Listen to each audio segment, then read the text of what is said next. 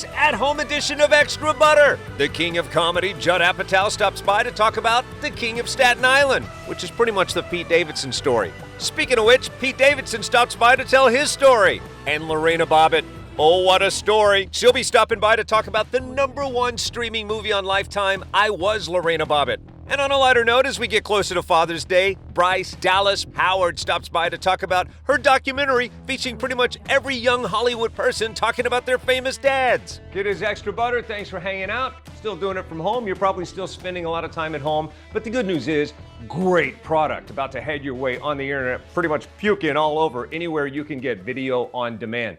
And also to the people who can't be at home, the people serving America right now all over the world, thanks for watching on AFN Worldwide. I appreciate all you do. Thank you for your service. And the rest of you, feel free to watch on YouTube. Be sure and like and subscribe. Lots of interviews you won't see here more in depth. All right, brings me to this. One of my favorite movies this week, now streaming. It's The King of Staten Island. It's pretty much the Pete Davidson story, almost exactly autobiographical with a few details changed, for reasons I'll explain a little bit later on. It's brought to you by one of my favorite directors of all time. That would be Judd Apatow. 40-year-old virgin, knocked up, train wreck. And if you think about it, train wreck, that was pretty much the Amy Schumer story. Very loosely told, but pretty spot on. Her words, not mine. I had a chance to talk to him a little bit earlier today about it. Take a look. I have to not become Kathy Bates on this because I am your biggest fan. And I can't believe I'm in your house right now looking at all your stuff. I just want to do the whole interview going, well, is that, who painted that Gary Shandling picture? That's awesome. Yes, you're here with me. This is all my books. I've not read any of them. You know my theory, which is buying a book is the same as reading it. It's the best laid plans. It's the effort, A for effort. Without sounding cheesy, A for effort in this movie. It is remarkable. I don't know what I expected going into it, but it's actually something quite different. It's so under my skin right now. Dare I say it's one of the most important movies you've ever made. Would you back that up? Well, I definitely think it's a special movie. Pete Davidson did something that most people don't do. He really opened his heart and opened up, his story, which is about, sudden trauma and grief and how he handled the loss of his dad, who was a firefighter on 9/11. And it's a fictional story, but it really touches on all the emotions and experiences that his family went through. And it's also really funny, weirdly.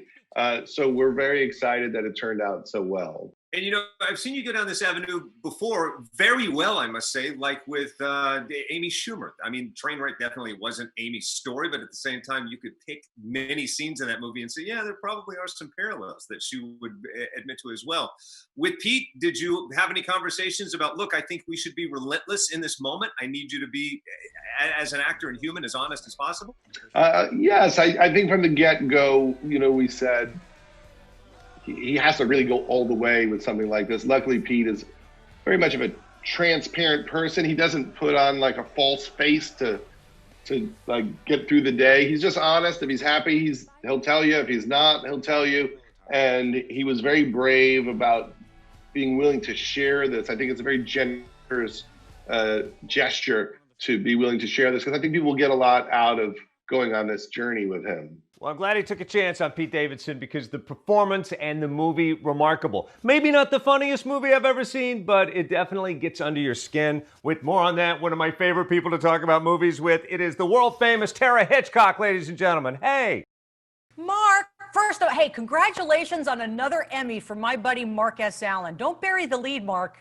You kidding me? They're just giving them away. They're pretty much like a Walmart handing out COVID masks as you walk through the door. They're just, here, take one. Then I feel bad that I was nominated but didn't win last year. Whatever, I guess. This is your year, Hitchcock. It's your year. All right, so back to this movie. It is, we talk about therapy and therapeutic moments. I love that this is probably a therapeutic moment. I know you had a chance to catch up with the filmmaker, but you also had Pete as well. What was your takeaway? Well, first of all, I was thrilled to find out that Pete has moved up from his mom's basement. He's been quarantining in his mom's. He was in the basement for months, and I think it was in a bedroom this time. So he told me he moved up a little bit. He admitted this movie really did help him, which you knew it probably would. It was therapeutic for him. He's surrounded by friends and family during the course of this, so he's got a close-knit group where he feels safe. You mentioned Judd, but we had a funny interchange about tattoos because, wait, you've got tattoos, don't you? I've got a few tattoos. I try not to show them because it brings back my deep, dark criminal history. Well, Pete is covered in tattoos, and that's one of the things I asked him. If he could tattoo, maybe as director, what would he put on there? I need somebody to tattoo. I'm running out of... Come on, Rich, what about you, man? Don't even look at me, dude. I mean, the tattoo stuff just, first of all, I can't imagine getting a tattoo because I know it's painful. You have a ton of tattoos. There's a big theme of, you know, the Obama tattoo is hilarious. There's the tattoo restaurant. Judd, you've said there's no way you're getting a tattoo, but Pete, if you could tattoo your director, what would you tattoo on him? Either a self-help book or a top hat. An entire Eckhart Tolle book. Judd loves his books. Yeah, I don't know if he loves him that much. That's so long. I don't even know if you have enough space for that book. That is awesome. Judd had actually told me that you brought that up and to remind you about that. You know, I hate to pry into your life, but do you have any tats, anything? I don't. And I mentioned to them, the pain scares me. I'm afraid that I'm aging, let's be honest. And when you age, your skin does different things than when it did when you were 20, getting that big dragon tattooed on your back. So I just never thought I wanted to be the person that ended up at 80 with tattoos. I have thought maybe about a little wrist one. I don't know. Oh, yeah, I can see, like, I wanted to get Freddie Mercury, but I know by the time, like, I hope to live a few more years, and it'll look like Gargamel by the time I'm done. All right, to sum up this movie, I'm telling people, great movie, not necessarily the most funny movie you're going to see from Judd Apatow. Well, and you know what? It's a heavy subject. I mean, Pete, it's semi-autobiographical. He lost his dad when he was 7, a firefighter in 9/11. I mean, how do you cope with that? And it talks about that. Of course, it's going to be heavy. I would have shaved off maybe 20 minutes of the film. I loved the chemistry of Pete with Maude Apatow. I think brother and sister, they nailed it. Bill Burr was hilarious. It's always great to see Marissa Tomei and Steve Buscemi. I recommend it as well. Fantastic. Tara Hitchcock, where do we catch you online before you rush out to get your next Emmy Award? Oh my gosh, I just got to work on the Emmy count, sitting here talking with Mark S. Allen. Tara on TV, on Instagram. Let's be honest, I'm terrible at Twitter. I'm not even going to tell you my Twitter handle. Facebook, Tara on TV. Thanks, Tara. You are awesome. Yeah, I highly recommend if you want to see a movie that's meaningful, funny at the same time, and probably a huge career stepping stone for Pete Davidson, I recommend The King of Staten Island. All right, when we come back, Lorena Bobbitt. 27 years ago, if you would have said someday you're going to have a movie show and you're going to be talking to Lorena Bobbitt about all of this, I would have thought, really? That's true. Lorena Bobbitt and the lady that plays Lorena Bobbitt next. And welcome back to Extra Butter. I was saying before the break, 27 years ago, it was the topic of national headlines everywhere. You couldn't read a paper, you couldn't watch a tabloid show without hearing about John Bobbitt and Lorena Bobbitt, who cut off part of John Wayne Bobbitt. Google it, kids. I'm not going into it here today. The movie is sincere. It's not judgmental. Both sides have said it's remarkably accurate, and it's the #1 streaming movie on Lifetime right now. And joining me safely from their homes, it is Dani. It is Lorena. Hello, Mark. Hi, Dani. Hi, Lorena. Hi, Mark. You guys, thank you so much for joining me on Extra Butter. How are you doing? Thanks for having us. All right, so this movie is so remarkable, and I don't mean to be flippant about it because it's a very serious thing that we're talking about here, and the movie treats it that way, and it is remarkable. Having been alive and an adult during this time, I thought I knew the story, but not so much. Not until this movie did I fully realize it, and it's remarkable. Lorena, did you, in your wildest dreams, back in the day, think this would be a movie, and not only that, but a movie of this caliber? Could you have imagined this coming? No, never in my wildest dream. I never thought that I could actually been able to have this incredible platform with Lifetime. And yes, another documentary was made about my story as well a year ago, as a matter of fact, and continue the conversation against and awareness on domestic violence. I think is very important. I never thought it was an incredible platform, like I said, and this is a very serious issue. I wanted to do this movie because I wanted to show the dynamics of domestic violence and how incredible affect our society is. As an advocate, I learned that more and more people are being abused every year. Statistics shows that there's a lot of fatality within women. Yes, men are abused too, and children, but a lot of women. And this is an incredible connection that I have to have with the people who are going to watch the movie. Somebody watching the movie is going to say, you know what? I'm in this relationship, in an abusive relationship. I need to get out of this abusive relationship because this is something unhealthy, and I wanted to present this. I wanted to hear my voice through this movie. I have a voice, and I want them to let them know that people who are in abusive situations, they can have hope, and there are resources now that they can actually reach out and educate and empower themselves to get away from the domestic abuse. I've heard many times that you said to Lifetime, look, I'll let you make this movie, but only if it's a movie that will help people, a movie that will, in fact, empower people, make the world a better place by having the story told. I wanted to show this because this, as an advocate, I wanted to basically, see and actually show the people the dynamics of domestic abuse, to understand is basically an education for society. If we continue these talks, is something that if I save one life, then all of my trauma and all of what I lived through with my ex-husband John Bobbitt, then it's not in vain, because people have to know and educate themselves how sad this is affecting our society, and how traumatized a person can live through all of this. I mean, this is a matter of life and death, and I wanted to make sure that my voice is heard. Dani, I've had many opportunities to talk to actors, actresses that get to meet the people that they play in real life. So this strong woman next to you, talk about the very first time you went face-to-face and met Lorena Bobbitt. Talk about this moment. As soon as I saw her, as soon as we locked eyes, my first thought that I wanted to tell her, which I didn't, was, I missed you. And I had never met her before. That was the first time. And I just felt like I had already known her, like we already had a connection. And I think it was just because I was just so in her world, trying to be in her world, trying to be in her shoes, that as soon as we met, I felt like she was just missing, like she had just come back. And it was very emotional. There was definitely a very strong connection there, I think. It's remarkable. You're both so brave to have done it, and it does make the world a better place. It will empower people who see it. And thanks for being with us today, you guys. Thanks so much for being on Extra Butter. Thanks so much. Thank you, Lorena. Thank you so much. All right, so it is the #1 streaming movie on Lifetime right now. Not easy to watch in parts because it is so incredibly accurate. It's the Lorena Bobbitt story. I was Lorena Bobbitt. All right, when we come back on Extra Butter, switching to something a little bit more lighter, Artemis Fowl, the major book series now, a major motion picture. I can't wait to share it with you. It stars Josh Gad. Yeah, the snowman from Frozen, next.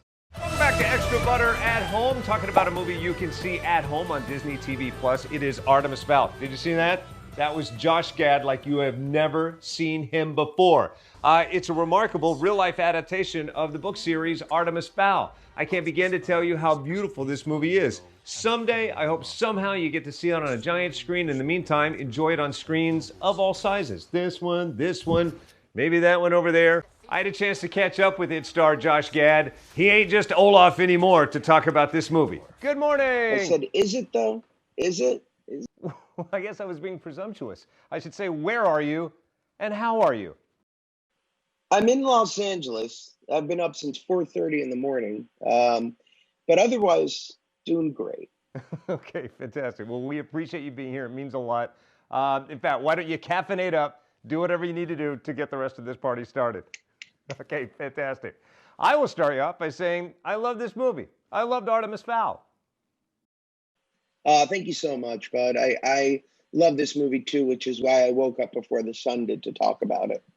Well, again, we don't take it for granted. Thank you for rolling out of bed or whatever you did. You've done 70 movies in your career. So what was new this time around? What new joy did Artemis Fowl bring you? If it did. Well, it was a little bit of new and old. I had come off of working with the brilliant Sir Kenneth Branagh on Murder on the Orient Express, and he called me and told me that he was working on this new film called Artemis Fowl, based on the series of books by Owen Colfer that I had never read, described as Die Hard with fairies. And I was like, this is this is so much for me to comprehend. Uh-huh. So I read the books, and I was blown away.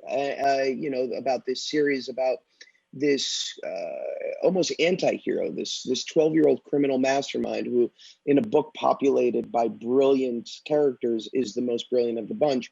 And I thought that was so empowering. That was so different than anything I'd ever read. And I was fascinated by this character of Mulch Diggums, who's sort of this loner. He's kind of somewhere in between Hagrid by way of Han Solo. Obviously more good looking than Han Solo, but I was really drawn to how different and how familiar it was all at the same time. All right, coming up in a moment, this guy, Ron Howard. He brought you Solo, the Star Wars film, and so many other favorite movies of mine, and now his daughter tells the story of all dads. Something you can gain from the documentary Dad. She'll talk about it with me next as Extra Butter continues. Welcome back to Extra Butter at Home. I'm so excited to tell you about this. It is Dads. It's a documentary film about dads. Doesn't get any simpler than that. Specifically, Ron Howard, one of my favorite directors of all time. Since he started with the movie Splash, he went on to make billions of other movies, won the Academy Award for A Beautiful Mind, more recently the Solo film. Regardless, it's not about him, it's about her. Well, technically it is about him and all other celebrity dads and celebrities that are dads. I had a chance to catch up a little bit earlier to talk about it. Take a look. Bryce, how are you? Where are you? I'm in New York. I'm in upstate New York right now at home. Awesome. There's so many different directions I want to go with this. I love this documentary so much, but let me start from the beginning. Once I found out that you were attached to it, that this was your baby, one of the best conversations I ever had with you. And you know how these junkets go. On both sides, there's probably a burnout factor, and it's hard to get anything true and organic. But we were on the Universal lot, and I was talking to you about Jurassic World. And I said, is it kind of surreal for you being here? Because didn't you kind of grow up here? And you started talking about Dad for a long time. And it was just joyous to hear the true connection. And lo and behold, I can't imagine anybody else directing this. Thank you so much. I love that you have the poster as well, Mark. That's awesome. That's so cool. No, it's an electronic poster. It's in every monitor in my house. I mean, as you know, I really look up to my dad. I love my dad. We're very good friends. And I feel very grateful to have such a great dad. And it's always stood out to me how, I see dads depicted oftentimes in TV and movies and stuff like that as sort of like incompetent people. And that's just, I haven't seen that. I haven't seen incompetent fathers. I've seen a lot of really competent fathers, a lot of really involved, caring, Sure. passionate fathers, devoted fathers. And so, I was really excited for the opportunity to honestly celebrate modern fathers around the globe because it's time. And you do so well. Now, if you look at the people that appear in this, it looks like an industry who's who. And I lean industry, so I always have to buffer and make sure that I'm projecting things that everybody will like. Even though this is dotted with a who's who of the industry, it's so relatable to everybody. Oh, that's so great that you felt that way. Yeah. I mean, I from the get-go, I was really excited to interview stand-up comedians because they're kind of our modern day philosophers. And they're also individuals who view their lives through the lens of comedy. And I wanted this movie to be a comedy. And I wanted people to be able to laugh and to have permission to laugh. And just, you see Jimmy Kimmel or Fallon or Conan or Will Smith or Ken Jeong or, like so many Sure. of these, Kenan Thompson, like so many of these guys, it just, you naturally kind of light up when you see them. And that's what I was hoping for. But the thing that was most important was, of course, capturing I call them the hero dads, their stories, because their stories are, incredibly inspiring, very relatable. They're awesome. They're awesome dads, and they're worthy of celebration. So what was the part that was the most difficult to edit? Because one of these stand-up comedians was giving you the gold and you're in the edit room going, I can't cut that, but we got to cut it for time. Oh my gosh. Honestly, that was really hard. That was, there's just so much stuff that all of them said that is, I just feel so privileged that myself and the other members of the crew got to bear witness to all of their stories. It was really interesting because in terms of actual like editing, what was most challenging in terms of editing, I think my family's story was really difficult because for a long time I kind of didn't like, I would sort of like fast forward through my grandfather section and all of that because he passed away relatively recently, and in the scheme of things, and my family was grieving, and so I would kind of skip past that part, and then finally, sort of in the last few weeks before we needed to finalize the movie and lock picture, I was like, okay, all right, we're diving into this, we're doing this. But yeah, I mean, just so many wonderful interviews. It is remarkable. You're a remarkable human being, and the apple, no pun, has not fallen far from the tree. Thank you so much for sharing this with us. She is awesome, and depending on COVID situation, not sure when we're going to get that new Jurassic World, but it is going to be remarkable. Bryce Howard, or Bryce Dallas Howard. Sounds good either way, but technically I guess it would be Bryce Dallas Howard. Just read the poster, Mark. Okay, I will. Either way, check it out. It's now streaming everywhere just in time for your Father's Day. All right, so that pretty much does it for this edition of Extra Butter. If you like the interviews or want to see more, by all means, go to YouTube, Extra Butter TV. Like and subscribe. Shout out to the men and women serving America all over the world and watching our show all over the world on AFN. We appreciate you. We love you so much, and thank you for your service. Also, thank you very much for hooking this show up with another Emmy Award. We don't deserve it, but we'll take it. Have a good one, and we'll see you next week on Extra Butter.